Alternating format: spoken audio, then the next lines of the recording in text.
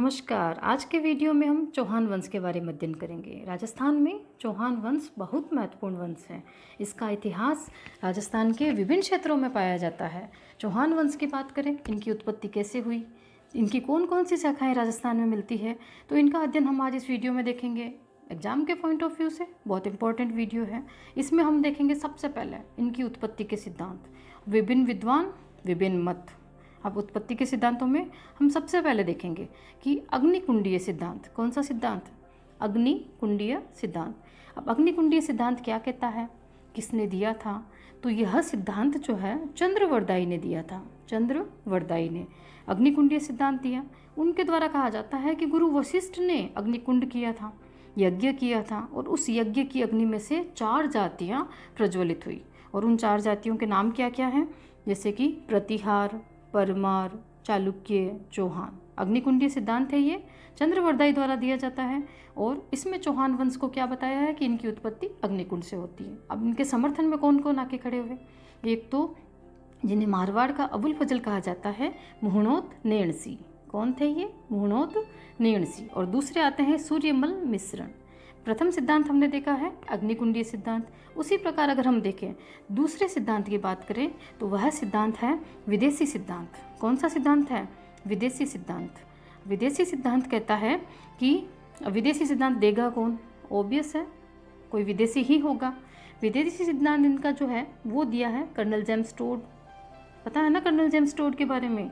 यह राजस्थान के इतिहास के जनक हैं। ठीक है, तो इन्होंने कहा है कि यह जो चौहान हैं इनकी उत्पत्ति ये कहीं विदेश से आए थे। कहाँ से आए थे? विदेश से मानते हैं। और एक आते हैं विलियम क्रुक। कौन आते हैं?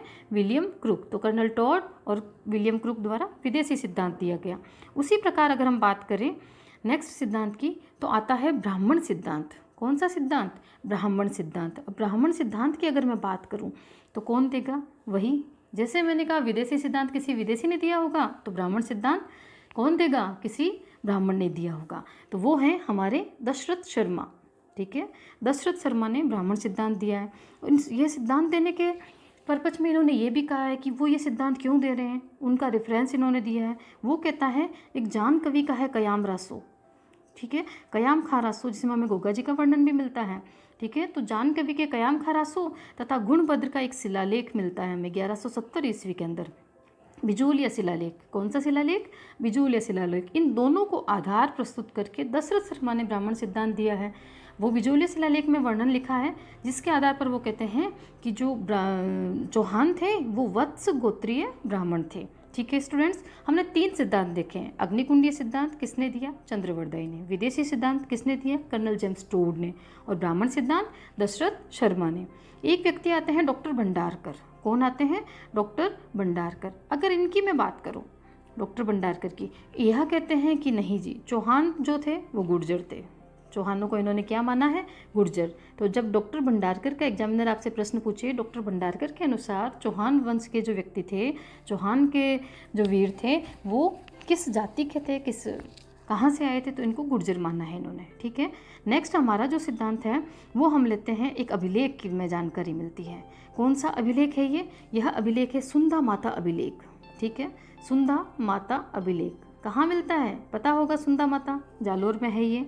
जालोर में ये अभिलेख मिला है। उनका कहना है कि जब गुरु वशिष्ठ थे उनकी आंख से चौहानों की उत्पत्ति हुई है। कई बातें थोड़ी सी मानने में अतिशयोक्तिपूर्ण लगती है, परंतु ये सिद्धांत दिया गया है और हमें ये ध्यान रखना है कि गुरु वशिष्ठ की आंख से चौहानों की उत्पत्ति का सिद्धांत कौन देता है? तो हम कहेंगे सुंधा माता अभिलेख में हमें ये जानकारी मिलती है। नेक्स्ट हम बात करते हैं सूर्यवंशी सिद्धांत। मैं पहले बता दूं स्टूडेंट्स, सूर्यवंशी सिद्धांत जो है सर्वमान्य सिद्धांत है। सर्वमान्य सिद्धांत है। ठीक है, सूर्यवंशी सिद्धांत गौरी शंकर हीराचंद ओझा, पूरा नाम इनका देखिए, गौरी शंकर हीराचंद ओझा के द्वारा दिया गया था। नेक्स्ट अगर हम बात करें कि इसका समर्थन किसने किया है, तो इसका समर्थन जो है नयन चंद्र सूरी तथा जयानक द्वारा किया गया है। ठीक है, ये भी महान इतिहासकार माने जाते हैं। इनके ग्रंथ इनकी उत्पत्ति के सिद्धांतों को बयान करते हैं।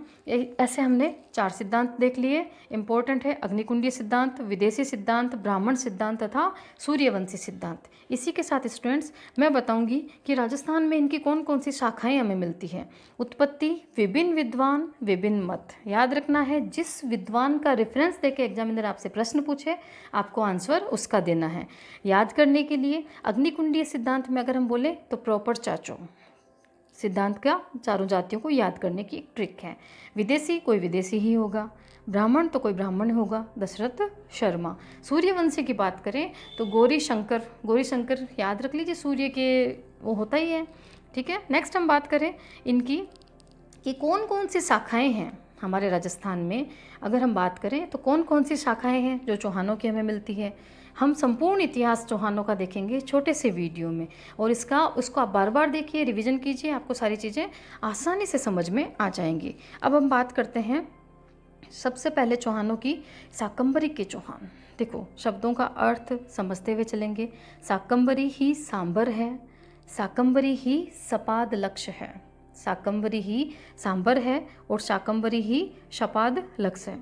अब बात करेंगे शाकंभरी और क्या है। शाकंभरी को हम अभी वर्तमान में क्या कहते हैं, तो वर्तमान की अगर बात करें स्टूडेंट्स तो वर्तमान में हम इन्हें कहते हैं सांबर। क्या कहते हैं, सांबर। तो देखो 3 शब्द मैंने पकड़े हैं, पहला सांबर, सांबर ही शाकंभरी है और सांबर ही सपाद लक्ष्य है। तो जो चौहानों की प्रथम या प्राचीन शाखा जो हमें मिलती है वो कौन सी मिलती है, शाकंभरी के चौहान, ठीक है, सपाद लक्ष्य के चौहान, या वर्तमान स्वरूप में, वर्तमान परिप्रेक्ष्य में कहूँ मैं तो सांबर के चौहान।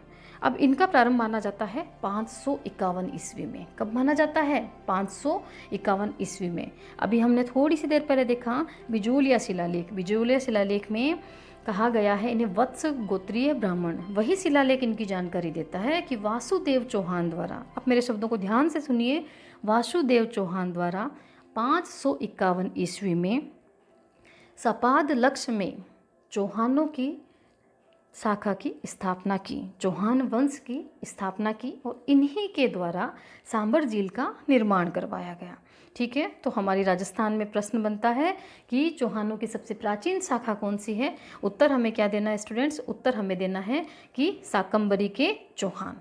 अब नेक्स्ट बात करूंगी मैं इसकी शाखाओं की।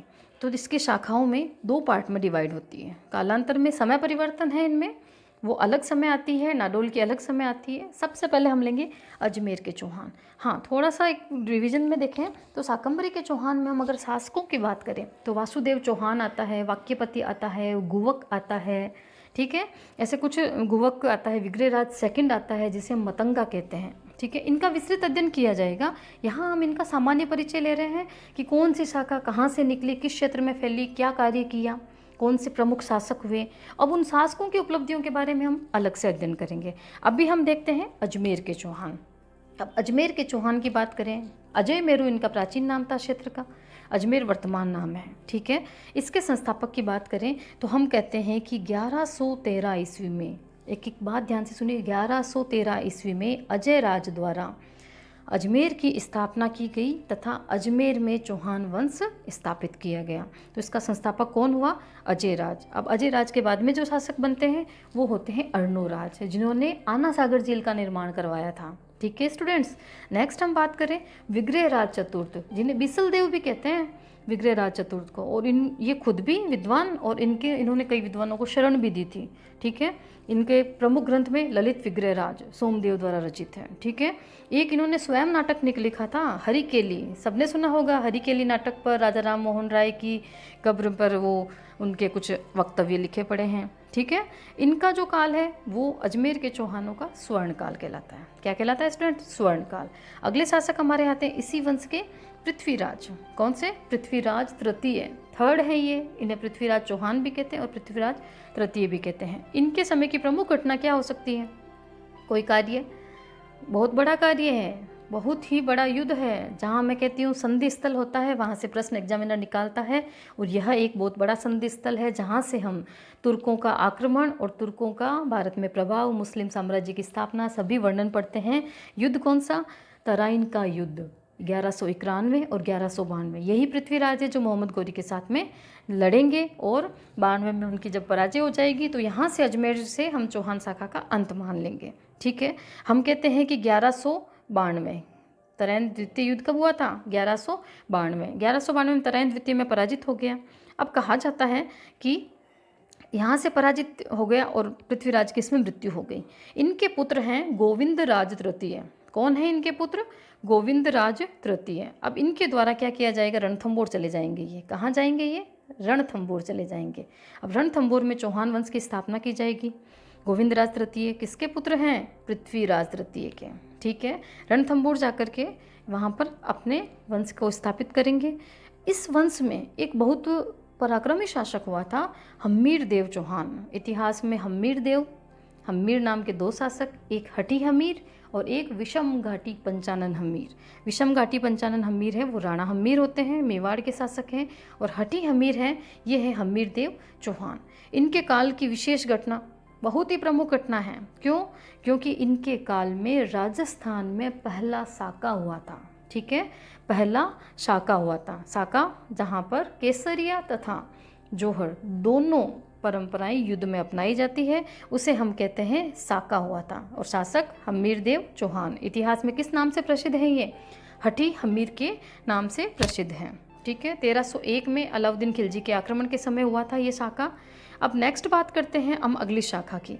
अगली शाखा हमारी है नाडोल की शाखा। देखिए, शाकंभरी के चौहान, सपादलक्ष के चौहान पुण्य 2 पार्ट में डिवाइड होते हैं। पहला हमने किया था अजमेर के चौहान और दूसरा आता है नाडोल के चौहान। अब नेक्स्ट हम बात करेंगे इनके अंदर कि नाडोल के चौहान है वो पुनः किन किन शाखाओं में बढ़ता है। ठीक है, नाडोल के जो चौहान है, नाडोल कहाँ स्थित है स्टूडेंट्स? नाडोल कहाँ स्थित है? पाली में। कहाँ स्थित है? पाली में। और नाडोल के जो चौहान हैं उनकी जो स्थापना है, इस शाखा की जो स्थापना है लक्ष्मण देव चौहान द्वारा की गई है। बस ये एक ही प्रश्न है और ये एक ही फैक्ट है, इस शाखा के बारे में आपको याद करना होता है। ठीक है, नाडोल के चौहान बात करते हैं नाडोल के चौहानों की। तो नाडोल के जो चौहान हैं उनकी शाखा की स्थापना करता है लक्ष्मण देव चौहान। अब अगली बात करते हैं नाडोल के चौहानों में कि इसकी एक शाखा जालोर चली जाती है, एक शाखा सिवाना चली जाती है, एक हाड़ौती क्षेत्र में चली जाती है, तो एक शाखा सिरोही में चली जाती है। ठीक है, 4 शाखाएं हैं, बदलती रहती है इधर उधर। जालोर की सबसे पहले हम बात करेंगे। अब कहा जाता है कि एक शासक था कीर्तिपाल। कौन था स्टूडेंट्स? कीर्तिपाल। अब इस कीर्तिपाल द्वारा सुवर्णगिरी के दुर्ग पर जाबालीपुर में एक शाखा की स्थापना की जाती है, वो होती है चौहान शाखा। कौन सी शाखा? चौहान शाखा। देखिए, जालोर वर्तमान नाम है। ठीक है, जाबालीपुर प्राचीन नाम था। कहा जाता है जाल के वृक्ष की अधिकता के कारण, या फिर जाबालीपुर एक जाबाली ऋषि थे, उनका आश्रम था, इस कारण इसका नाम जाबाली रहा। धीरे धीरे ये जालोर में परिवर्तित हो गया। हमने प्राचीन नाम में हमने शाकंभरी का भी नाम देखा स्टूडेंट, वर्तमान सांबर, अजय मेरू वर्तमान अजमेर। इसी तरीके से अगर हम बात करें तो जालोर जाबालीपुर कौन से दुर्ग पर स्थित है? सुवर्णगिरी दुर्ग पर। इस कारण जो यहाँ के चौहान है वो सोनगरा चौहान कहलाते हैं। ठीक है, एग्जाम में सिंपल प्रश्न आता है, सोनगरा चौहानों का संबंध किस क्षेत्र से है? ठीक है, हमें वहाँ पर जालोर याद रखना है, बस छोटा सा काम है। सोनगरा चौहान जालोर के चौहान है। अब कीर्तिपाल इतिहास में कित्तू जी के नाम से प्रसिद्ध है कि कित्तू जी ने जालोर में चौहान वंश की स्थापना की। मकराना शिलालेख मिलता है हमें मकराना में, उसमें भी ये वर्णन किया हुआ है। अब इस वंश के प्रमुख शासक की बात करें, कान्हड़ देव चौहान। कान्हड़ देव चौहान, ठीक है, बहुत ही प्रसिद्ध शासक था, बहुत ही निर्भय शासक था। कहा जाता है अलाउद्दीन खिलजी का इसके साथ संघर्ष हुआ था। अलाउद्दीन खिलजी जब गुजरात अभियान के लिए जा रहा है तो वो जालोर में कान्हड़ देव चौहान से मार्ग मांग रहा है और इसने मना कर दिया है कि नहीं, मैं नहीं निकलने दूंगा मेरी सीमा के अंदर से। कहा जाता है उस समय तो अलाउद्दीन खिलजी का उद्देश्य गुजरात विजय था, इसलिए सीधा सीधा चला गया, परंतु वापस आते टाइम यहाँ पर आता है और आक्रमण करता है, अधीनता के लिए बुलाता है। ये उपस्थित नहीं होता है तो यहाँ पर वो सैन्य बल भेजेगा और उस समय यहाँ पर भी एक साका होगा। ठीक है, 1311 ईस्वी में अलाउद्दीन खिलजी जहाँ जहाँ गया वहाँ पर उसने साके करवाए थे। ये भी अलाउद्दीन खिलजी का समय का ही साका है। ठीक है, नेक्स्ट हम नाडोल के चौहान की शाखा की बात करें तो सिवाना के चौहान आते हैं। सिवाना जो है वो जालोर का पहाड़ी प्रवेश द्वार है। ठीक है, सिवाना जो है जालोर का पहाड़ी प्रवेश द्वार है। अब सिवाना की बात करते हैं तो सिवाना का शासक कौन है? सातल देव चौहान। कौन है? सातल देव चौहान, जो कि अलाउद्दीन खिलजी के समय यहाँ का शासक होता है और उसका आक्रमण होगा 1308 में और यहाँ पर साका हो जाएगा। अब अलाउद्दीन खिलजी यहाँ पर आक्रमण क्यों कर रहा है? कारण वही है कि अगर उसको जालोर पर आक्रमण करना है, जालोर को अपनी अधीनता स्वीकार करवानी है, तो उसे सातल देव को सिवाना को पार करना पड़ता है। ठीक है, तो नाडोल के चौहानों में हमने जालोर के चौहान देख लिए तथा सिवाना के चौहान देख लिए। नेक्स्ट हम बात करते हैं हड़ौती के चौहान। कहाँ के चौहान? हड़ौती के चौहान। तो हड़ौती क्षेत्र किसे कहते हैं स्टूडेंट्स? वर्तमान में कोई ऐसा जिला है जिसे हम हड़ौती कहते हैं? तो ऐसा कोई जिला नहीं है। 4 जिले हैं। राजस्थान का जो दक्षिण पूर्वी भाग है वहाँ पर 4 जिले मिलेंगे आपको, कोटा, बूंदी, बारां और झालावाड़। ठीक है, ये चारों मिलकर के हड़ौती क्षेत्र कहलाता है। ठीक है, एक सिंपल सा प्रश्न बनता है, राजस्थान के किस क्षेत्र के शासक हाड़ा शासक कहलाते थे? ठीक है, तो हम कह देंगे कोटा, बूंदी, बारां, झालावाड़। या फिर राजस्थान के किस क्षेत्र के जो शासक हैं कालांतर में झाला शासक कहलाते हैं? तब भी यही होता है। या फिर ये प्रश्न आता है कि चौहानों की कौन सी शाखा हाड़ा चौहान शाखा कहलाती है? तो ये भी यही है। ठीक है, तो यहाँ के शासक कौन सी शाखा के कहलाते हैं? हाड़ा चौहान। अब इनकी बात करें तो सबसे पहले आता है बूंदी के चौहान। कहाँ के चौहान आते हैं? बूंदी के चौहान। अब बूंदी के चौहान की अगर हम बात करें तो बूंदी के जो चौहान है, सबसे पहले वृंदावती नाम मिलता है राणा लाखा के समय में इस क्षेत्र का। ठीक है, कुंभा के समय में भी ये क्षेत्र मिलता है। यहाँ पर जो चौहान वंश का संस्थापक है वो है देवा चौहान। ठीक है, कौन है? बूंदी देवा। ऐसे कर लो, बूंदी देवा। बूंदी समझते हैं सभी, राजस्थान में बूंदी से कौन प्यार नहीं करता, सबको अच्छी लगती है बूंदी। ठीक है, तो देवा चौहान, बूंदी देवा। नेक्स्ट आता है कि 1631 में सांझा का काल चल रहा होता है। मुगल काल में कौन है? सांझा है। उसके समय में क्या होता है कि यहाँ का जो बूंदी का राजकुमार होता है रतन सिंह, उसके समय में हम देखें हैं कि वो विभाजन करता है बूंदी का, और बूंदी में से ही कोटा की उत्पत्ति होती है। कोटा निकल करके आता है, तो बूंदी से अलग होने वाला है कोटा, और कोटा में भी जब बूंदी में चौहान है तो कोटा में भी चौहान कहलाते हैं। तो 1631 में बनता है कोटा, और कोटा से विभाजित होकर के अंग्रेजों के काल में जो राजस्थान की सबसे नवीन रियासत होती है, कौन सी? झालावाड़, वो यहीं से बन करती है, कोटा से ही निकलती है। ठीक है, अब नेक्स्ट हम बात करते हैं अगली शाखा और अंतिम शाखा हमारी सिरोही की शाखा। ठीक है, अब सिरोही में कौन कौन से चौहान हैं? अब सिरोही की बात करते हैं तो लुम्बा चौहान, सिर लंबा याद रख लीजिएगा। लुम्बा चौहान द्वारा सिरोही में चौहान वंश की स्थापना की गई थी। ठीक है, लुम्बा चौहान के द्वारा। अब सिरोही के जो भी चौहान हैं वो देवड़ा चौहान कहलाते हैं। कौन से चौहान कहलाते हैं? देवड़ा चौहान कहलाते हैं। ठीक है, ये एक छोटा सा अध्ययन है, सभी चौहान की शाखाएं हैं जिनके सभी के संस्थापक हमें मिलते हैं। ठीक है, अब इसी में हम देख लेंगे, फिर रिवाइज करते हैं। शाकंभरी के चौहान का संस्थापक कौन? शाकंभरी के चौहान का संस्थापक कौन? वासुदेव चौहान। अजमेर की चौहान शाखा का संस्थापक कौन? अजय राज। रणथंभौर की शाखा के संस्थापक कौन? गोविंद राज। नाडोल की शाखा का संस्थापक कौन? लक्ष्मण देव चौहान। जालोर के चौहान के संस्थापक कौन? कीर्तिपाल या कित्तू जी, मकराना अभिलेख। सिवाना अभिलेख का प्रमुख शासक कौन? सिवाना शाखा का शातल देव। हाड़ौती के चौहान का संस्थापक कौन? उसके अंदर पार्ट आएगा बूंदी के चौहान, और बूंदी का आता है देवा चौहान, बूंदी देवा। सिरोही के शाखा का संस्थापक कौन? लुम्बा चौहान। ये प्रमुख शाखाएं हैं और ये इनके संस्थापक और प्रमुख शासक हैं। इसी के साथ मैं बोलूँगी थैंक यू।